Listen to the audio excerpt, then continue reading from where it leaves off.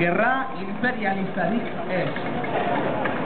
Mendebaldeko potentziek Nazio Batuen erakundearen onuren agindupean Libian buruturiko eraso militarren aurrean hau adierazi nahi dugu talde hauek.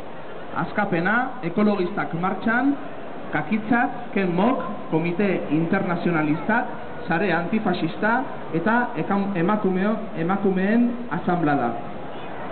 Salatzen dugu Europar Batasuneko estatuek eta Amerikako estatu batuek Nazio Batuen oniritzi hipokritaren hasitako gerra.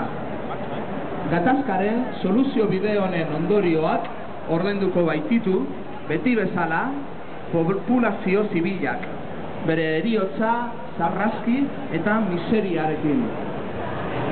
Salatzen dugu lehenagotik estatu hauek gatazka honetan edukitako jokabidea. Izan ere, estatu hauek defendatzen omen dituzten bake eta demokraziaren gainetik jarri baitituzte interes ekonomiko eta geoestrategikoak. Zentru horretan, azpimarratu nahi dugu Espainiar estatuaren jokabidea. 2010ko lehen seihilekoan 6,8 milioi eurotan baloratutako material militarra esportatu baitzuen Libiara.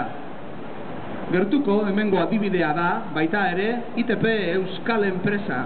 Iaz, hegazkin militarren mantenu eta konponketarako lankidetza akordioa sinatu dut zuen Libiarekin.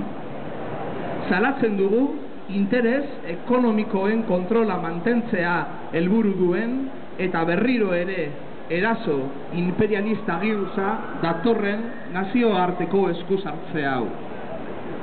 Aurreko eraso batzuk, Irak, Afganistan, gogorarazten ditu oraingoak, eta helburutzat ditu gaza, petrolio eta bestelako energia iturrien gaineko interes ekonomikoak hain zuzen ere.